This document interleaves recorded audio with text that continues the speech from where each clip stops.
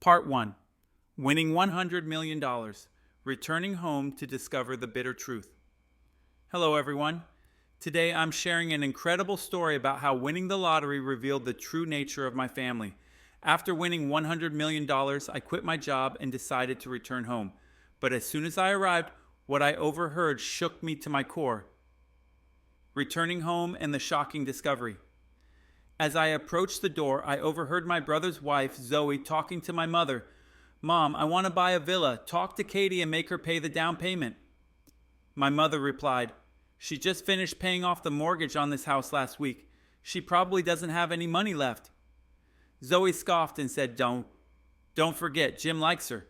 Get Katie to marry him and then we can ask for $1 million for the villa." To my surprise, my father added, "That's a great idea. The villa will be my grandson's wedding house." Standing outside the door, I froze, feeling betrayed and heartbroken. How could my family be so selfish and ungrateful? I took a deep breath, gathered myself, and opened the door. A cold welcome. As I walked in, Zoe gave me a condescending look and winked at my parents. My father, with a cold tone, asked, "Why are you home so early? Didn't you say you'd be working overtime?"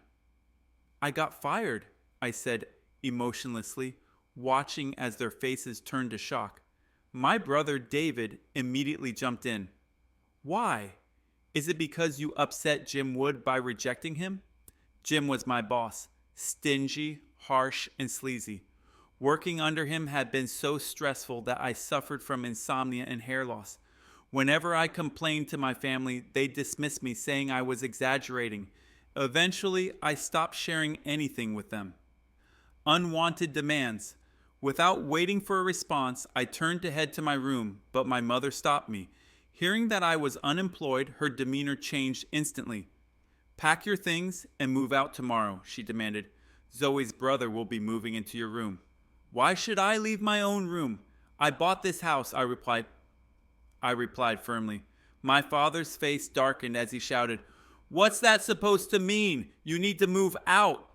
Zoe seized the opportunity to mock me. "That's right. Just because you paid for the house doesn't make you the owner. One day you'll get married and leave. Stop being so selfish." David entered my room, grabbed my suitcase, and shoved it toward me. "It's already decided. Stop arguing and get out." Feeling the betrayal. I had worked tirelessly to buy this house and provide a better life for my family, yet here I was, treated like an outsider. "This house is mine, and I'm not leaving," I said, dragging my suitcase back to my room. As I hung my clothes back in the closet, Zoe sneered, "Mom, Dad, look, she doesn't care about anyone anymore." My father, furious, tried to slap me, but I caught his hand midair. "Dad, what did I do wrong? Tell me," I said, looking him in the eye. Zoe, enraged, screamed, "This is the Joneses' house. You're supposed to obey your parents." The harsh reality. Their true colors were clear. They had never cared for me, only what I could provide, but this wasn't the end of the story. Next episode, Part 2. In the next part, I'll reveal how I turned the situation around and gave my family a taste of their own medicine. Stay tuned. Part 2. Taking control, the first steps to justice. Hello again. In the last part, I shared how my family tried to force me out of my own home. In this part, I'll tell you how I stood up for myself and began taking control of the situation, walking away and seeking help. After the confrontation, I decided I couldn't stay in that toxic environment any longer. I left the house with nothing, leaving behind even the old suitcase and clothes Zoe had given me because she didn't want them anymore. I checked into the city's most luxurious hotel and made a call to a top lawyer. During my consultation, I explained that I had paid the down payment and mortgage for both houses. The lawyer assured me that it would be easy to reclaim them legally. Hearing that gave me a sense of relief, but I knew this was just the beginning. A new life begins. With $100 million in my bank account, I realized that I had more than enough to start over. I purchased a villa with breathtaking ocean views in a prestigious neighborhood. My new life was nothing short of a dream. I woke up whenever I wanted, practiced yoga, and enjoyed peaceful mornings watching TV. Life felt effortless and comfortable. Soon, I got to know the residents in my community, most of whom were wealthy women. They talked about fashion, shopping, and beauty, things I had never paid much attention to before. But now, with money in the bank, I decided it was time to enjoy life. I joined their conversations and soon became part of their social circle. We often went shopping, grabbed coffee, and attended events together. The family's reaction. One day, I received an angry phone call from my father. "Katie, how dare you file a lawsuit against us? The court summons has arrived, and the neighbors are mocking us. You're ungrateful." Before I could respond, my mother took the phone and began crying hysterically. "It was just a few arguments. Did you really have to make such a big deal out of it? Everyone thinks we've treated you poorly." I couldn't help but laugh at the irony. "Isn't that the truth? You've never treated me well, and now you're upset because I'm standing up for myself." I ended the call with a firm response. "All I want is justice." A chance encounter. While shopping with my new friends, I ran into Zoe. She was with a middle-aged man, laughing and talking like a couple. When she saw me, her expression changed to one of panic. "Katie, are you following me? Don't you have anything better to do?" she snapped. One of my friends, Mary, who was with me, couldn't hold back. "Who's this woman, Katie?" she asked. "She's my brother's wife," I replied. Mary recognized the man and said loudly, "Isn't that Ben Cox? Zoe, you're with a married man?" Zoe, clearly caught off guard, stammered, "It's not what you think, we're just colleagues." At that moment, David appeared. He had been shopping with his boss and saw us arguing. Without even asking what was going on, he started yelling at me. "Katie, don't upset Zoe. She's pregnant with our second child. If it's a boy, it'll be a great blessing for the family." Reclaiming my power.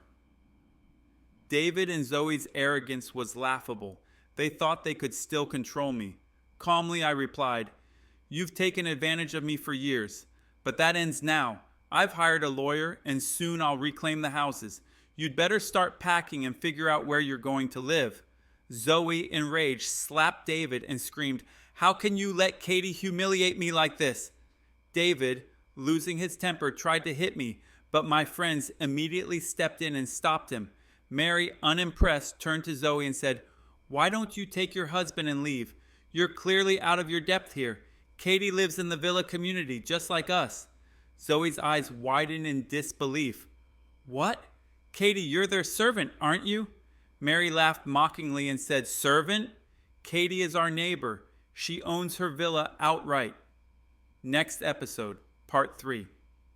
In the final part, I'll share how I delivered the ultimate lesson to my family and made sure they faced the consequences of their actions. Don't miss it. Part 3. Justice Served, the final lesson for my family. Hello again. We've reached the conclusion of my story. In this part, I'll share how I gave my family the ultimate lesson and ensured they faced the consequences of their actions. Legal victory. The legal process moved swiftly, and as my lawyer had predicted, I won the case. The court ruled in my favor, declaring both houses legally mine. My parents and David were served eviction notices. When they realized they had no chance to fight back, their arrogance turned into desperation. But I wasn't done yet. I had hired private investigators to uncover more about Zoe's secrets. It didn't take long to gather proof that she was not only cheating on David with Ben Cox, but also siphoning money from their shared account to fund her extravagant lifestyle. With all this information in hand, I planned my next move. The dinner confrontation. To deliver the final blow, I invited my family to a reconciliation dinner at a luxurious restaurant. Curious and hopeful, they all showed up, albeit with tense faces. Zoe looked especially nervous, which only added to my amusement. As the dinner began, I spoke calmly. "I've been thinking about everything that's happened, and maybe you're right. Perhaps I overreacted." Relief spread across their faces, especially Zoe's. She quickly seized the opportunity. "See? I knew you'd come around, Katie. We're family, and we shouldn't be fighting like this. Deep down, I knew you understood what's right." Suppressing my laughter, I slid an envelope across the table and said with a cold smile, "Before you say anything else, take a look at this." Zoe hesitated but eventually opened the envelope. Her face turned pale as she looked through the photos and documents.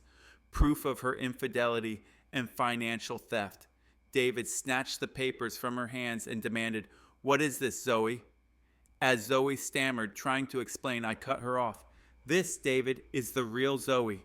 Your perfect wife, the mother of your second child. She's been cheating on you with multiple men and stealing money from your account. And just so you know, I've already sent copies of these to your boss and your friends." David sat frozen, his hands trembling as he dropped the photos on the table. Zoe burst into tears, begging for forgiveness, but no one paid her any attention. Eviction notices delivered.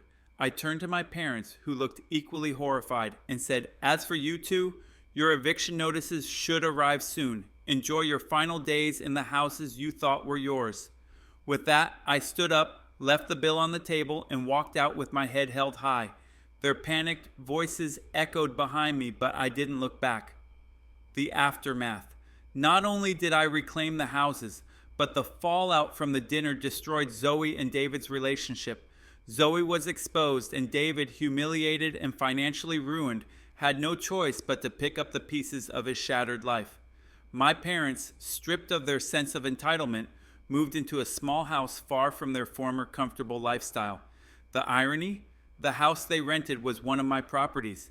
They had no idea they were paying rent directly to me. When I received the first rental payment notification, I couldn't help but smile. The very people who once threw me out of my own home were now unknowingly dependent on me for a roof over their heads. True justice. As months passed, I continued to enjoy my new life. The wealth I had gained allowed me to invest in real estate, and my portfolio grew steadily. Every month, I received rental payments for my properties, including the one my parents now occupied. One day, the rental agency called me to say that my parents wanted to negotiate a lower rent due to financial difficulties. I could have agreed, but I remembered all the times they made my life difficult. I declined their request. Seeing them struggle while I thrived gave me a sense of poetic justice. They had always underestimated me, but now I was in control. The life they once dictated was now mine to manage. A lesson learned. For years, I had been the obedient daughter, the supportive sister, the one who gave everything without expecting anything in return. But this experience taught me a valuable lesson. Kindness should never be mistaken for weakness. Now, from my luxurious villa overlooking the ocean, I live a life free of their toxicity. They, on the other hand, live under the shadow of their mistakes, literally and figuratively. Thank you for listening. This was my story of reclaiming control and finding justice. Remember, never let anyone take advantage of your kindness. Until next time.